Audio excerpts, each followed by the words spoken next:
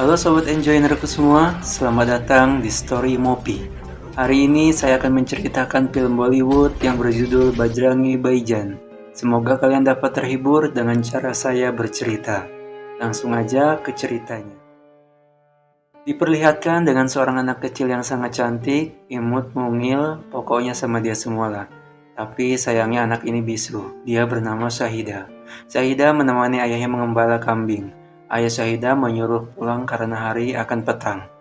Syahida pun berlari pulang. Roda mainannya terlepas, Syahida mengejarnya. Tanpa disadari, Syahida lari ke arah jurang dan dia pun terjatuh ke jurang. Saat ayahnya sampai ke rumah, ibu Syahida menanyakan keberadaan anaknya. Mendengarkan hal itu, si ayah pun mencari anaknya bersama penduduk desa. Sampai larut malam, tiba-tiba salah satu warga menemukan Syahida yang tersangkut di ranting pohon tepi jurang.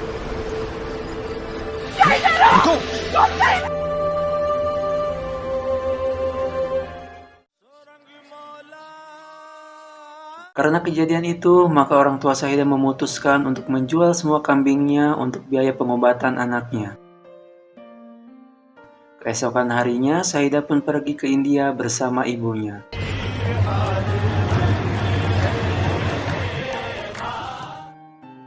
Sesampai di India, mereka pun mengadakan ritual-ritual suci yang mereka yakini dapat mengabulkan harapan-harapan yang mereka minta. Setelah selesai mengikuti ritual, mereka pun kembali ke Pakistan. Namun di tengah perjalanan, kereta yang mereka tumpangi mengalami kerusakan sehingga perjalanan mereka dihentikan sampai kerusakan dapat diperbaiki oleh teknisi. Mengetahui hal tersebut, penumpang beristirahat tidur, termasuk ibunya Syahida.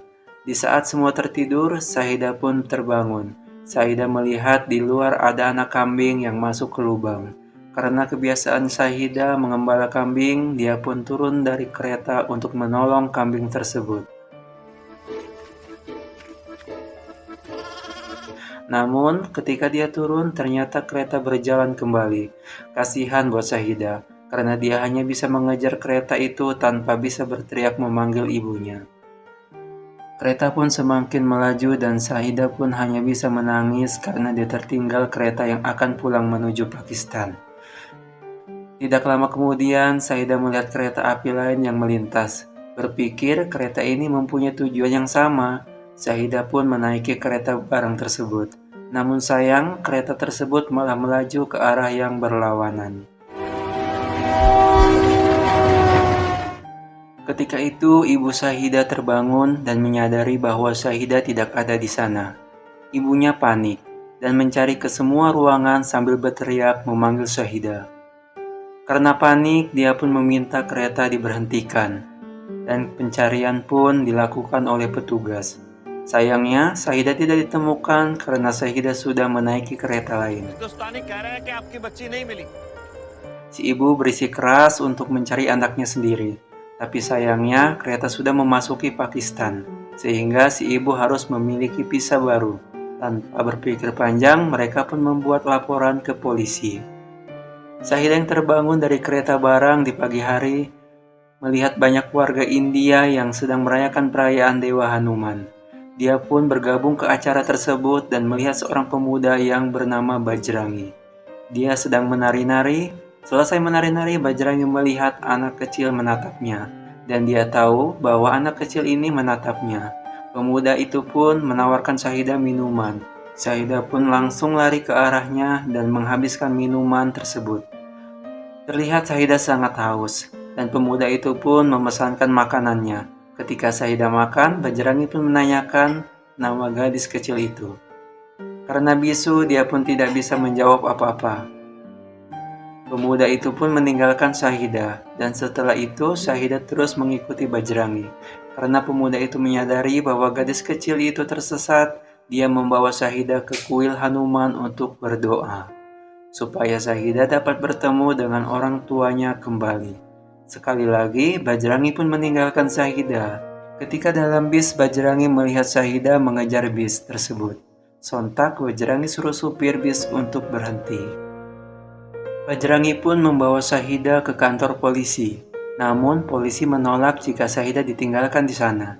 Gimana jika orang tuanya mencari kemari? Ujar Bajrangi. Polisi pun berkata, Coba kau lihat di sini. Banyak orang jahat, gimana kalau orang tuanya tidak ada datang? Kalau tidak, kamu tinggalkan saja nomor HP kamu di sini. Jika orang tuanya datang, maka kami akan menghubungimu, ujar polisi. Akhirnya, Sahida pun dibawa pulang. Di dalam bis, Bajrami pun menyebutkan semua nama-nama kota di India. Sahida hanya menggeleng-gelengkan kepalanya karena memang dia bukan orang India.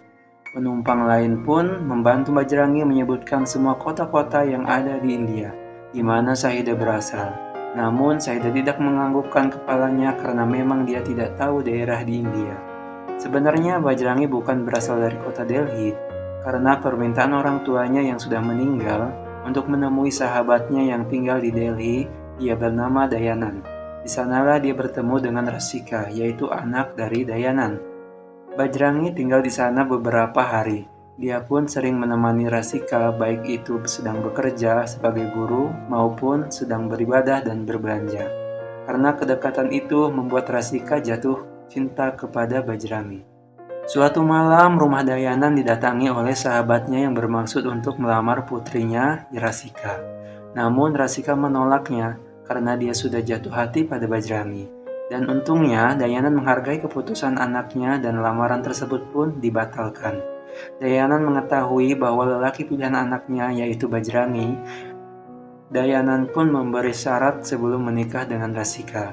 Bajrangi harus memiliki rumah terlebih dahulu, dan dia pergi pulang ke Delhi untuk mengabalkan DP rumah kepada keluarganya.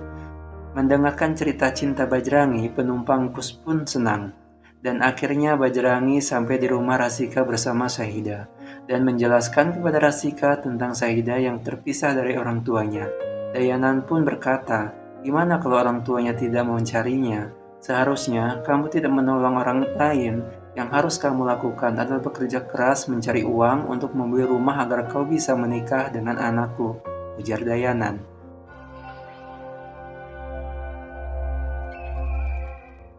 Suatu hari Bajrangi mengajak Sahida untuk beribadah. Karena Sahida seorang muslim, Sahida pun pergi ke musola yang ada di daerah situ. Bajrangi pun kaget kalau gadis kecil yang dia tolong adalah seorang muslim. Dia pun keluar dari musola itu dan mengabari kepada Rasika. Bajrangi takut kalau Dayanan mengusirnya karena Dayanan tidak mau ada umat lain yang tinggal di rumahnya. Tapi Rasika tidak mau meninggalkan Sahida karena dia hanya seorang anak kecil yang terpisah dari orang tuanya. "Jangan tinggalkan dia, kau itu orang baik, karena itulah aku jatuh cinta padamu," kata Rasika. Bajrangi pun mencari Sahida ke dalam dan tiba-tiba Sahida memeluk Bajrangi.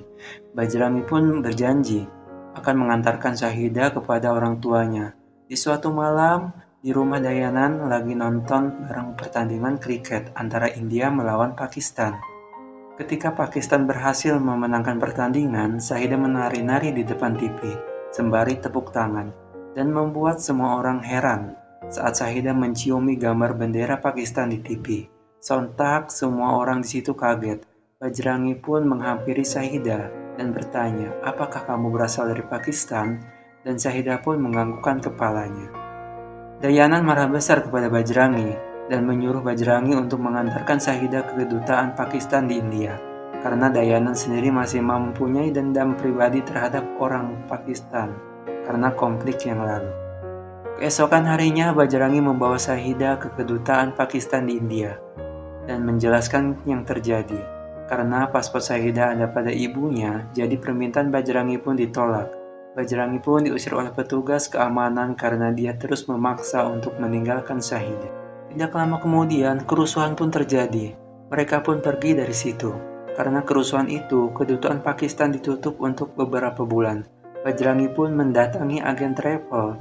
Namun, agen travel pun tidak bisa membuat paspor untuk Sahida. Namun, agen travel memberi info bahwa ada cara untuk pergi ke perbatasan tanpa paspor. Namun, petugas ini meminta uang yang sangat banyak kepada Bajrangi. Ketika malam hari saat Bajrangi menghitung uang tabungannya, Rasika pun memberikan uang tabungannya untuk DP rumah kepada Bajrangi. Yang terpenting saat ini Sahida bisa pulang kepada orang tuanya, ujar Rasika.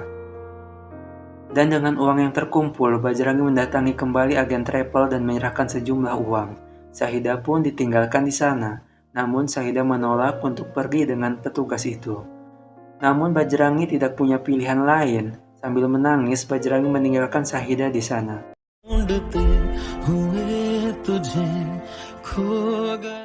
Di tengah perjalanan, dia berniat membelikan gelang untuk Sahida sebagai hadiah perpisahan. Bajrangi pun lekas mendatangi agen travel. Namun, agen travel sudah pergi. Dari kejauhan, Bajrangi melihat becak yang sedang membawa Sahida bersama agen travel tersebut. Dia pun mengejarnya. Ketika berhasil menyusul, Bajrangi mendapatkan informasi bahwa Sahida dibawa ke hotel. Tanpa berpikir panjang, Bajrangi masuk ke hotel. Ternyata hotel itu tempat orang yang gak benar. Semua ruangan dibukanya dan seketika itu didapati agen travel sedang bertransaksi menjual Sahida kepada mucikari. Bajrangi pun mengetahui hal itu, dia sangat marah. Matanya merah dan sambil menangis sedih. Sahida pun lari memeluk Bajrangi. Preman yang ada di situ mencoba mengambil kembali Sahida. Namun Bajrangi berhasil melempar preman keluar. Semua preman yang ada di sana dihajar olehnya, termasuk si petugas travel yang dilemparkan keluar hotel. Bajrangi pun membawa Sahida keluar hotel dan membawanya pulang.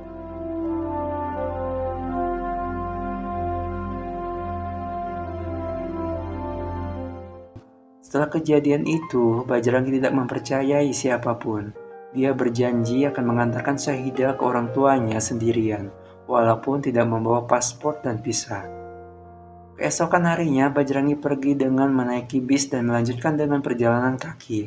Di tengah perjalanan, Bajrangi dijegat oleh seorang pria yang bernama Ali, dan dia ditawarin tumpangan, tapi harus membayar dengan jumlah uang yang besar.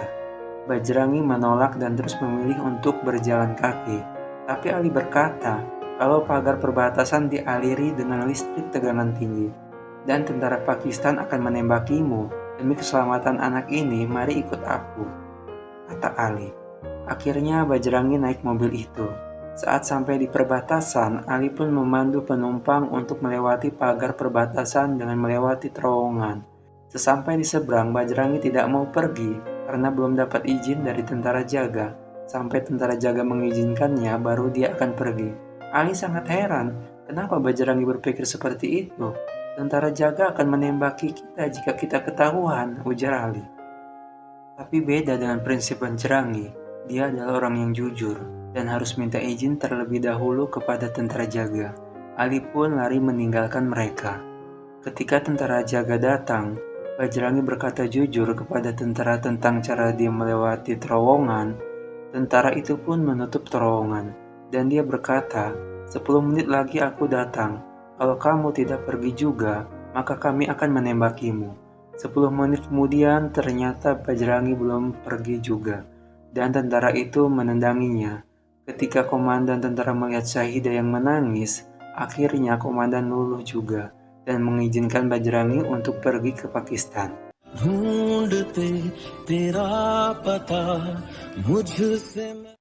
Saat mereka berhenti makan dan minum, Bajrangi mengajak Sahida untuk pergi karena polisi datang untuk makan dan minum di sana. Ketika mereka pergi, polisi itu mengejar Bajrangi dan menuduh kalau mereka mencuri borgol polisi. Polisi pun menggeledah dan ternyata Sahida yang mengambilnya. Dipikir Sahida itu gelang mainan. Mereka pun ditangkap polisi karena tidak mempunyai visa dan paspor dan dianggap sebagai mata-mata India. Di sisi lain, seorang reporter sedang meliput siaran di terminal, sebut saja si John namanya. Namun, ada seseorang memberitahunya bahwa ada penyusup dari India ditangkap oleh polisi. Karena dianggapnya ini berita panas, dia pun langsung pergi ke kantor polisi. Sesampainya di kantor polisi, dia langsung mewawancarai Bajrangi. Karena waktu yang singkat, Bajrangi tidak bisa menjelaskan secara detail. Namun polisi itu tetap tidak percaya. Saat masuk ke kantor polisi, Bajrangi ditanya misinya ke Pakistan. Dia menjelaskan berulang kali bahwa dia hanya ingin mengembalikan Sahida pada orang tuanya. Lalu Sahida melihat gambar pegunungan di kalender. Dia menganggukkan kepalanya saat Bajrangi menanyakan, apakah itu daerah kampungmu? Karena polisi menekan mulut Sahida, Bajrangi pun marah dan menghajar semua polisi yang ada di situ. Reporter pun langsung mengejar Bajrangi karena melihat Bajrangi kabur dari kantor polisi. Saat Bajrangi naik bis, si John itu pun langsung naik bis, mengikuti dan memata-matai Bajrangi. Di dalam bis, reporter ini menelepon polisi dan mengabarkan kalau dia lagi berada di dalam bis yang sama dengan Bajrangi dan menginformasikan nama bis itu. Bajrangi bertanya pada kernet bis tentang gambar yang ditunjukkannya. Semua penumpang pun dikasih lihat berharap ada informasi mengenai tempat tersebut. Di saat itulah si reporter menyadari kalau Bajrangi bukanlah mata-mata dan membuka penyamaran dirinya pada Bajrangi. Waktu yang tepat sekali karena ketika polisi menyetop bis dan para penumpang mengerti tentang keadaan ini dan menutupi fakta itu, mereka bertiga pun udah bersembunyi di atas mobil. Bajrangi dan Syahidah pun selamat dari kejaran polisi. Mereka bertiga pun setelah itu beristirahat di sebuah masjid sampai besok pagi. Bajrangi pun kaget ketika mengetahui kalau tempat dia beristirahat adalah masjid. Dia pun langsung keluar. Di situ dia bertemu dengan seorang ustadz dan berkata bahwa masjid itu terbuka untuk semua orang dan mempersilahkan kepada Bajrangi untuk masuk ke dalam. Di sana Bajrangi menjelaskan semuanya kepada ustadz dan meminta informasi tentang daerah yang ada di gambar itu. Namun baik ustadz ataupun murid-muridnya nggak ada yang tahu tempat tersebut. Di saat yang sama patroli polisi pun kian ketat di luar sana.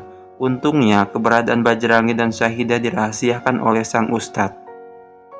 Karena nggak mungkin keluar dengan patroli polisi di mana-mana, mereka pun akhirnya menyamar muslimah bercadar, sehingga mereka bisa keluar dibantu oleh sang ustadz. Mereka bertiga pun diantar untuk melanjutkan perjalanan dengan rute yang aman dari patroli polisi. Bajrangi memang selalu memegang teguh kejujuran, tapi beda dengan si reporter yang bernama John ini.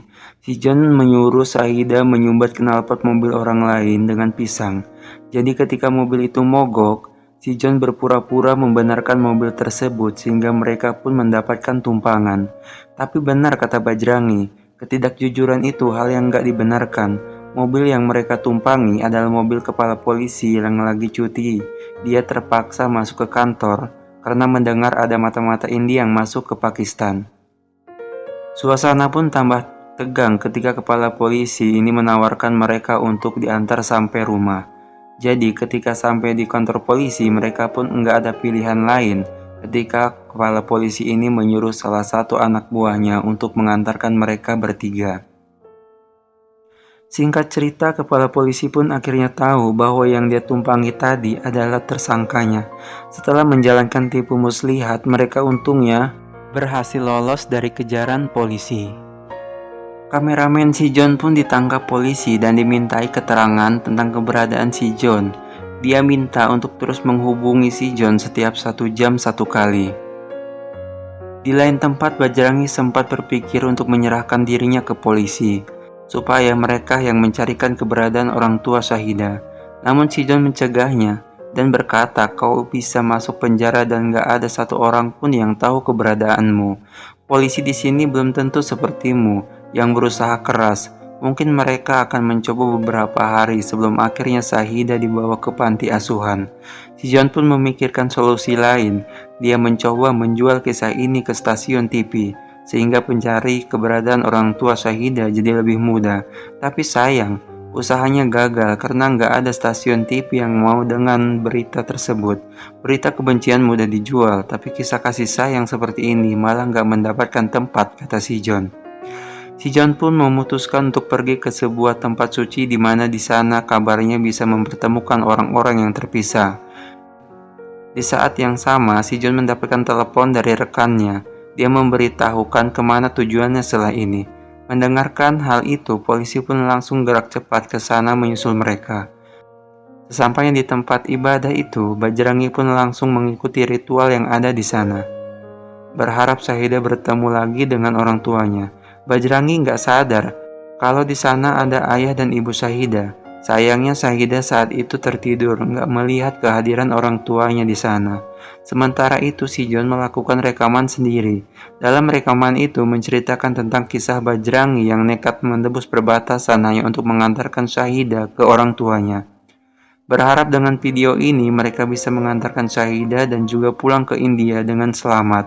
Setelah itu pun dia mengupload video tersebut ke YouTube. Ketika lagi upload video, si John melihat rekannya dan juga para polisi datang. Si John sadar kalau lokasinya dan Bajrangi udah diketahui oleh para polisi. Untungnya si John dengan cepat menyusul Bajrangi, kemudian mereka pun lari dari lokasi itu. Ketika rekannya menelpon, si John berkata kalau mereka sekarang juga menuju ke lokasi lain untuk mendoakan Syahida. Akhirnya polisi pun pergi dari sana. Ketika lagi istirahat, si John mengabari kalau dia udah mengunggah video rekamannya ke YouTube. Berharap video menjadi viral dan orang-orang membantu menyebarkan pesan tersebut.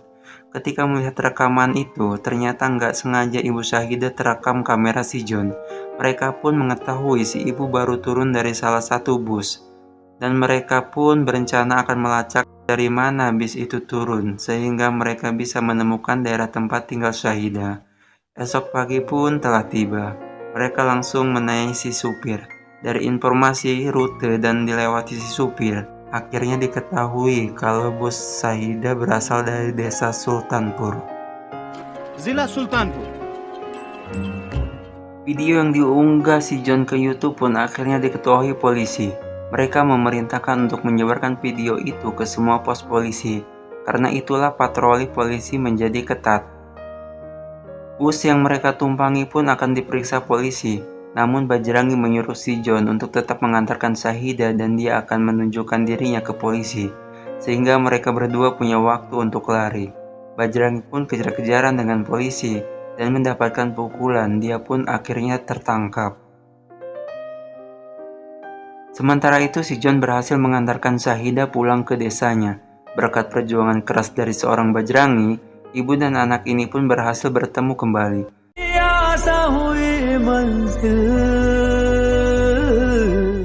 Sementara itu Bajrangi dihajar habis-habisan oleh polisi dan disiksa di tahanan. Di sisi lain, video yang si John upload pun menjadi viral. Ditonton jutaan orang, bahkan kabar ini sampai ke India. Dan ditonton oleh Rasika. Semua media cetak memberitakan hal ini. Rakyat Pakistan bersimpati pada sosok Bajrangi. Namun dari kepala polisi tetap nggak mau tahu dan tetap menganggap kalau Bajrangi adalah mata-mata India. Walaupun udah diketahui fakta bahwa Syahida memang menghilang di India. Bapak ini nggak peduli. Seorang petugas yang ditugasi untuk menyiksa Bajrangi supaya mengaku pun sampai mencari tahu kebenaran di India.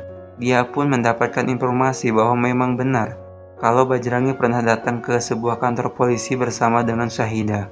Lalu dia pun mengabarkan hal tersebut kepada atasannya. Namun si bapak egois ini tetap memaksa bahwa Bajrangi harus mengaku sebagai mata-mata India. Bahkan mengancam mencutikan petugas ini kalau dia nggak berhasil membuat Bajrangi mengaku. Petugas ini pun heran dengan pikiran atasannya. Tapi untungnya dia masih mempunyai hati nurani. Dia berpikir kalau seorang pria seperti Bajrangi sampai ditahan di penjara Pakistan seumur hidup, maka itu akan menodai kehormatan negaranya. Dia nggak mau membiarkan hal itu terjadi. Sementara itu, si John akhirnya dibantu oleh sebuah stasiun TV untuk menyebarkan berita ini. Si John berkata bahwa Bajrangi saat ini ditahan di penjara Pakistan hanya karena permusuhan dua negara. Si John mengajak para penonton untuk mengakhiri permusuhan ini, baik itu rakyat India ataupun Pakistan, supaya kita bisa membesarkan anak-anak kita dengan penuh cinta, bukan kebencian, kata si John. Si John pun mengajak penonton untuk melakukan aksi besar-besaran di perbatasan untuk memastikan Bajrangi bisa kembali ke India dengan selamat. Kabar itu pun membuat kepala polisi kalang kabut dan panik. Dan benar saja, besok paginya ribuan orang datang bergabung dalam aksi menuntut kebebasan Bajrangi.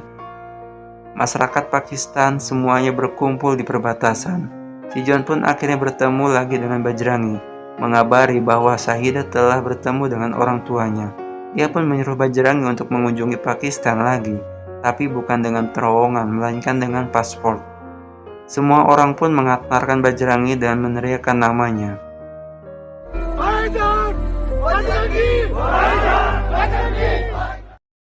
Sebenarnya para tentara perbatasan gak mau membukakan pintu gerbang, namun karena mereka kalah jumlah, terpaksa mereka mengalah dan membiarkan Bajrangi pergi.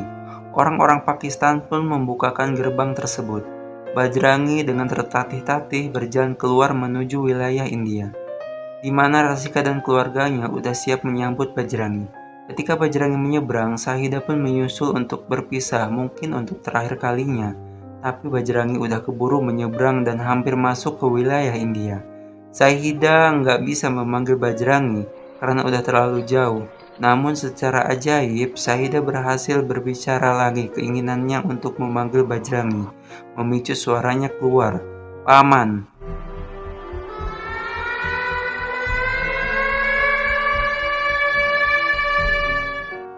Itu kata pertama yang Sahida ucapkan. Dia bisa berbicara kembali bukan karena ritual dan macam-macam, bukan karena pengobatan medis, tapi keinginannya untuk berterima kasih pada Bajrangi, orang yang asing yang baik hati, yang peduli, dan memastikan Sahida kembali kepada orang tuanya lagi. Dengan mengutamakan kejujuran dan keyakinan walaupun harus dipukuli, dia berhasil menuntaskan niatnya untuk mengantarkan anak yang terpisah dari ibunya.